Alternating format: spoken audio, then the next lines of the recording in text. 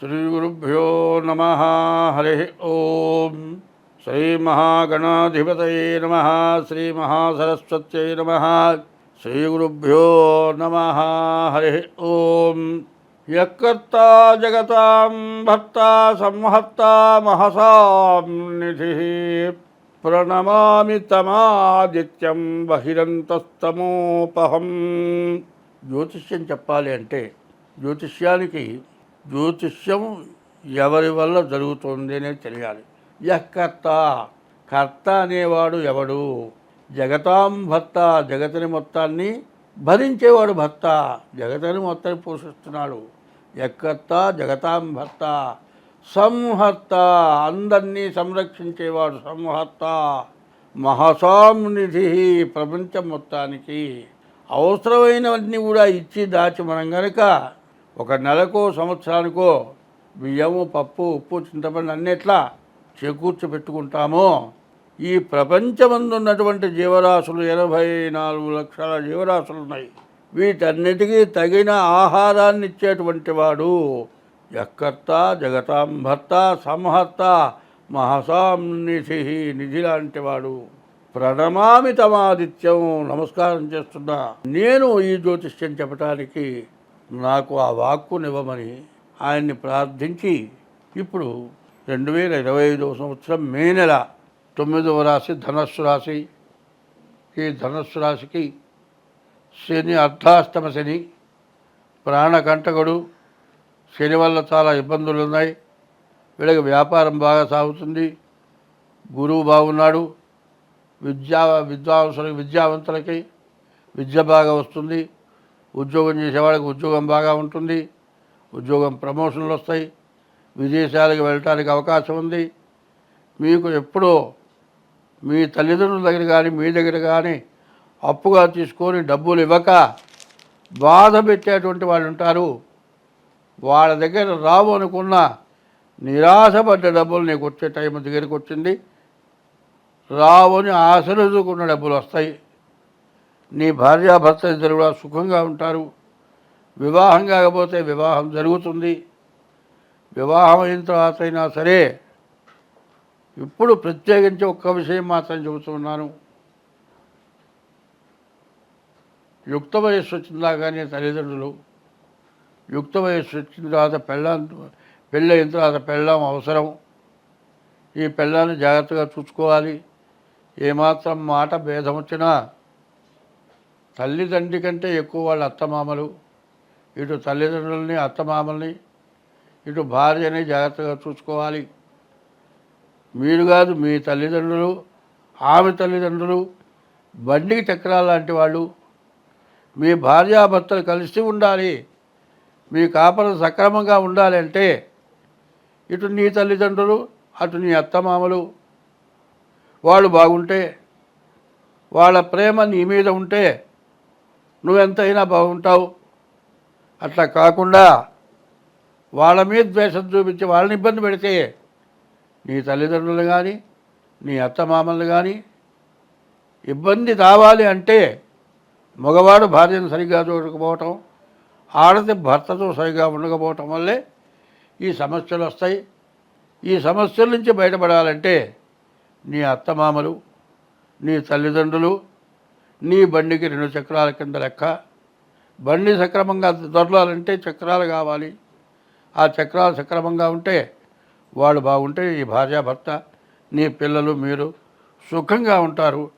అట్లా ఉండాలి అనుకుంటే అర్ధాష్టమ శని కాబట్టి ప్రాణకంటకుడు.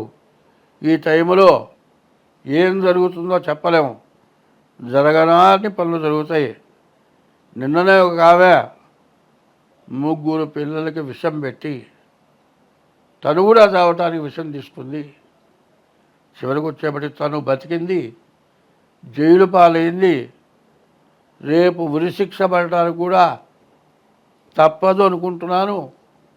భర్తకు దూరమైంది, కన్నపిల్లలను లేకుండా చేసుకుంది, తన చావు తను తెచ్చుకుంది. ఇది మనిషి చేసే పనేనా?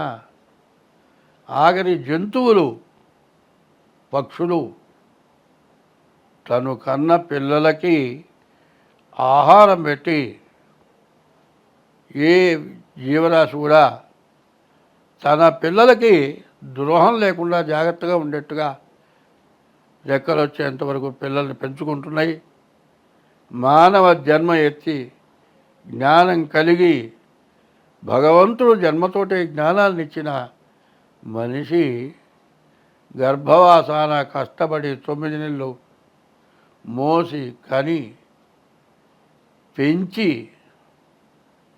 10 సంవత్సరాలని వాళ్ళని ఆహారం పెట్టి పోషించి 3 పిల్లల్ని చంపి జైలు పాలైనారు. ఇట్లాంటి ప్రమాదకరమైన టైములు అష్టమశనిలో, అర్ధాష్టమశనిలో ఇట్లాంటివి వస్తాయి. తర్వాత ఎంత చింతపడ్డా చేసిన పాపానికి అనుభవించక తప్పదు. కాబట్టి ఇట్లాంటిది జరుగుతుందా అనేది కాదు, ఇట్లాంటిది జరుగుతుందేమో అని ముందు జాగ్రత్త పడటం మంచిది. మనస్సు ఎటువంటిదంటే ఆ మనస్సు ప్రయాణం అన్నిటికంటే ముందెళ్ళేది ఏంటంటే మనస్సుట. అన్నిటికంటే ముందెళ్ళేది మనస్సు. ఈ మనస్సు ఎప్పుడేం చేస్తుందో తెలియదు.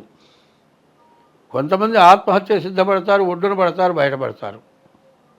కొంతమంది తీసుకున్న విషంతో నిమిషాల మీద చచ్చిపోతారు. ఇవన్నీ జరగడానికి కారణం ఏంటంటే నీవు చేసుకున్న పాపమే నీకు కారణం. ఈ రాశి వాళ్ళకి 4 గ్రహాలు బాగున్నా కూడా అర్ధాష్టమ శని వల్ల చాలా సమస్యలు. 8 ఉన్న కుజుడు, 4 ఉన్న శని వల్ల చాలా కష్టాలు, భరాయించలేని కష్టాలు. బతకడం కంటే చావటం మంచిదని ప్రాణం తీసుకునే పరిస్థితులు కూడా రావడానికి అవకాశం ఉంది. కాబట్టి రాశి వాళ్ళు ముందుగా మీ జాతకం చూపించుకోండి. పెద్దవాళ్ళు, జ్ఞానం గల వాళ్ళు చెప్పిన మాట వినండి. జన్మ 84 లక్షల జీవరాశుల్లో చిట్ట చివరి జీవరాశి మనిషి. ఆ మనిషి ఇన్ని కష్టాలు అనుభవించి జ్ఞానం గల జన్మ ఎత్తిన తర్వాత అజ్ఞానమైన పనులు చూసుకోకుండా జ్ఞానం గల వాళ్ళు చెప్పిన మాట విని మీరు జాగ్రత్తగా జాతకం చూపించుకొని అందరూ మీరు సుఖంగా ఉంటే బాగుంటుంది. స్వస్తి. ప్రతి వాళ్ళకి కాలసర్ప దోషం, ప్రతి వాళ్ళకి కుజ దోషం. ఇది దేనికి వస్తుంది? జాతకం చూడగానే నీకు కాలసర్ప దోషం. ఎందుకు వచ్చిందయ్యా? పావును చంపితే వచ్చింది కాలసర్ప దోషం. ఎవరిని చంపినా కాలసర్ప దోషం రావట్లే, పావును చంపితే కాలసర్ప దోషం ఉంది. మరి ఇట్లాంటివి చేయటం వల్ల పాముని చంపితే 7 జన్మాలు, 7 14 జన్మాలు కాలసర్ప దోషం వస్తుంది. అందువల్ల ఈ దోషాల నుంచి బయటపడాలి, అందరం మంచిగా బతకాలి. హిట్లరు ప్రపంచాన్ని గెలవాలని యుద్ధం చేసి చివరికి శవాన్ని తీసుకెళ్లే రోజు ఆ చేతులు బయట పెట్టుకున్నట్ట. క్రిస్టియన్స్ బాక్సులా కాబట్టి బాక్సులో పెట్టి పైన మూతేస్తారు. 2 చేతులు ఇట్లా జాపాడు. వాడికి ఏమీ లేదు, అన్నీ ఉన్నాయి. ఉన్నదేంటే పాపం, పుణ్యం లేదు. నీ పుణ్యమైన ధారము ఏమని చేయి చాపాడు. కాబట్టి పాపం చేయటం ఎందుకు? పుణ్యం చేయమని ధారపోయమని అడగటం ఎందుకు? అది లేకుండా ఉండాలంటే ఒక్కటే చెబుతున్నా, గుర్తుపెట్టుకోండి. అన్నదానము కన్నా అధిక దానము లేదు. తల్లిదండ్రుల కన్నా దైవమేరి. అన్నదానం చెయ్యి, తల్లిదండ్రులను జాగ్రత్తగా చూడు. తల్లిదండ్రుల కన్నా దైవమేరి. సత్యశీలత కన్నా జగతి తపం వేరి. సత్యం పలకటం. శీలత అంటే ఆడ మనిషి స్త్రీ పురుష వ్యామోహం, మగ మనిషి స్త్రీ వ్యామోహం. ఇది శీలత.